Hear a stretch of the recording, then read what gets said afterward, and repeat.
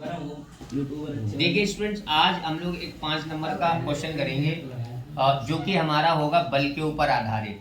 तो स्टूडेंट्स, आपने अगर 11th क्लास में सदिश को नहीं समझा तो स्टूडेंट ये आपका है 11th का पाप। तो पहले तो मैं आपका ये पाप धुलवाने की कोशिश करता हूँ और 11th का ये जो पाप है आपका, ये आपको धोना है, क्योंकि जो अगला न्यूमेरिकल है ना स्टूडेंट्स, वो अपना डिपेंड है 11th की सदिश के ऊपर।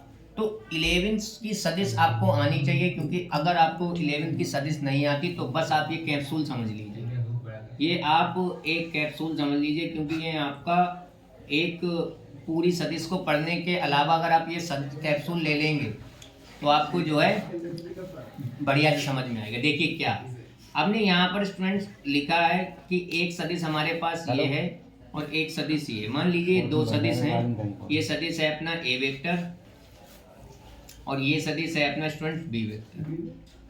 तो स्टूडेंट अगर हम इन दोनों का परिणामी निकालते हैं तो हमारे पास इसका रिजल्टेंट निकल के आता है। इसका रिजल्टेंट अपना निकल के आएगा स्टूडेंट्स ए स्क्वायर प्लस में बी स्क्वायर और प्लस में 2ab cos थीटा। अब स्टूडेंट ये कहाँ से आया फॉर्मूला, ये इतना मैटर नहीं करता ये कहाँ से आया, बस आपको क्या करना है, ये फॉर्मूला ध्यान रखना है। बाकी की सारी कहानी आप समझ जाएंगे और कोई भी सदिश में आप किसी भी प्रकार के क्वेश्चन में आप सदिश में नहीं फंसेंगे। यहाँ पर मैं 4 केस बनाऊंगा स्टूडेंट्स, चारों केस आपको बहुत ध्यान से समझने। केस नंबर 1 जो है अपना स्टूडेंट्स, वो ये कहता है कि यदि अपने जो दो सदिश हैं, मान लीजिए सदिश ए है अपना और स्टूडेंट्स वो इस डायरेक्शन में है, और सदिश बी जो है स्टूडेंट्स वो भी अपना मान लीजिए इसी डायरेक्शन में। ये दोनों सदिश स्टूडेंट्स अपने सेम डायरेक्शन में है। तो आप देखिए अगर दोनों सदिश सेम डायरेक्शन में होंगे तो इनके बीच का जो एंगल होगा थीटा, अर्थात वो कितना होगा अपना स्टूडेंट्स 0। तो अगर अपना थीटा 0 होगा ना स्टूडेंट, तो रिजल्टेंट की वैल्यू आपकी क्या निकल के आएगी, आप खुद देखिए। यहाँ पर आप थीटा 0 रखेंगे तो cos 0 आपका होता है 1, तो रूट में a square plus B square plus 2ab आएगा स्टूडेंट, और a square plus B square plus 2ab होता है a प्लस बी का होल स्क्वायर। तो यहाँ पर स्टूडेंट्स हम लिखते हैं ये अपना निकल के आएगा a प्लस बी का होल स्क्वायर। अब a प्लस बी का होल स्क्वायर स्टूडेंट निकल के आया अपना, तो यहाँ से स्क्वायर से रूट कैंसिल आउट होगा तो अपना आएगा a प्लस बी। तो ये मैक्सिमम वैल्यू होती है सबसे ज़्यादा रिजल्टेंट की।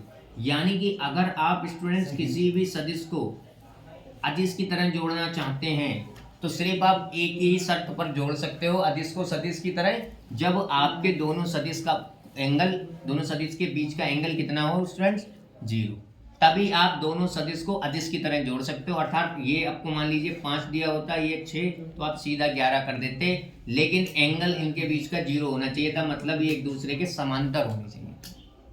तो एक केस तो आपको डायरेक्ट ये ध्यान रखना है, क्योंकि अगला जो क्वेश्चन करेंगे वो इन्हीं सदिशों के ऊपर अपना आधारित होगा। दूसरा केस अपना ये है स्टूडेंट्स कि मान लीजिए अपना एक सदिश जो है इस डायरेक्शन में है और दूसरा सदिश जो है स्टूडेंट्स अपना वो इस डायरेक्शन में। अब स्टूडेंट आपको देखना है कि इन दोनों के बीच का एंगल जो होगा वो 0 नहीं होगा, वो अपना होगा 180 अर्थात 180 तो अगर आप cos 180 का मान देखते हैं तो चतुर्थांश के हिसाब से अगर आप देखेंगे तो ये आएगा माइनस का 1 आपका, और जब माइनस का 1 आएगा तो यहाँ लग जाएगा माइनस, और a square plus B square minus 2ab, ये आपका होता है a माइनस बी का होल स्क्वायर। अब यहाँ से जब आप निकालेंगे r की वैल्यू तो आपके पास स्टूडेंट निकल के आएगी रूट में a माइनस बी का होल स्क्वायर। फिर से आपका स्क्वायर से रूट कैंसिल आउट होगा और आपके पास निकल के आएगा a माइनस बी।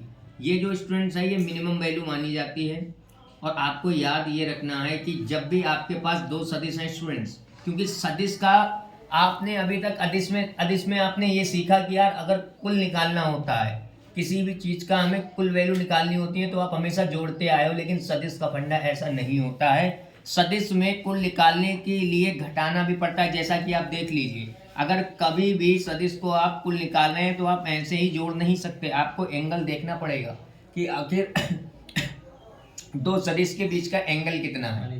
तो आपने थीटा 180 लिया तो आप देख रहे हैं कुल निकाल रहे हैं, फिर भी आपको ए सदिश में से बी सदिश को माइनस करना होगा। इस तीसरा केस स्टूडेंट देखिए क्या होता है अपना, तीसरा केस अपना स्टूडेंट बनेगा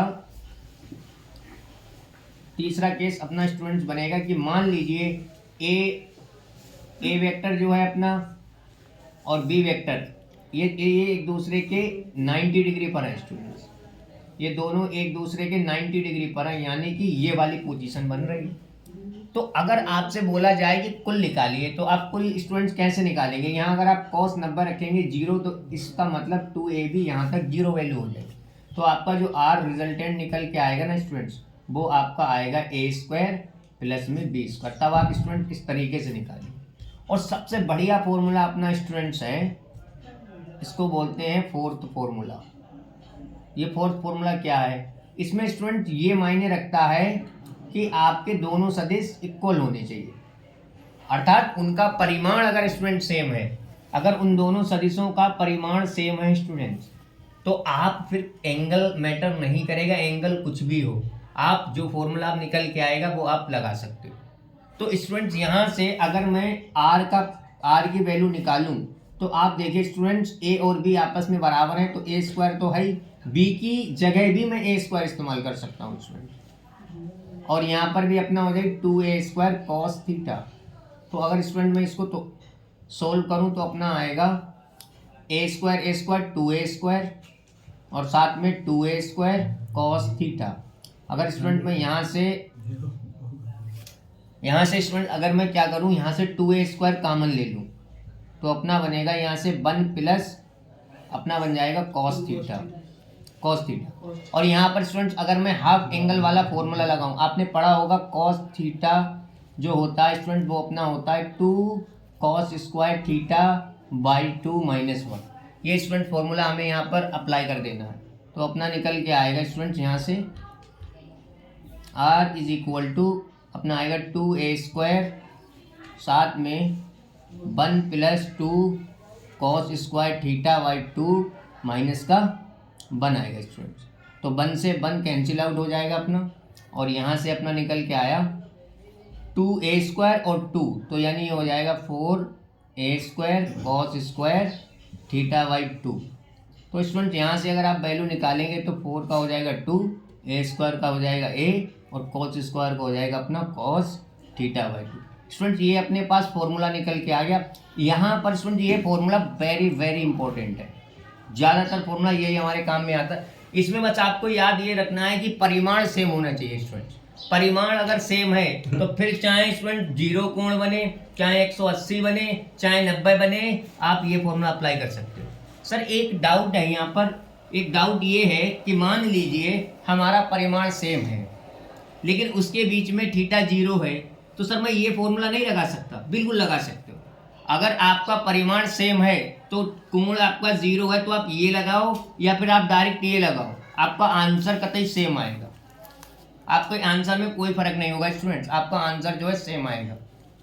तो अब देखिए इसी क्वेश्चन पे आधारित हम एक न्यूमेरिकल करते हैं जो कि आपसे बड़े नंबर में पूछा जाएगा स्टूडेंट। अगर आपने 4 केस समझ लिए ना, अच्छे से ध्यान रख लिए, तो फिर आप सदिश का सवाल कोई भी सवाल हो तहस नहस कर दोगे। देखिए अभी हमें क्वेश्चन लगाते हैं।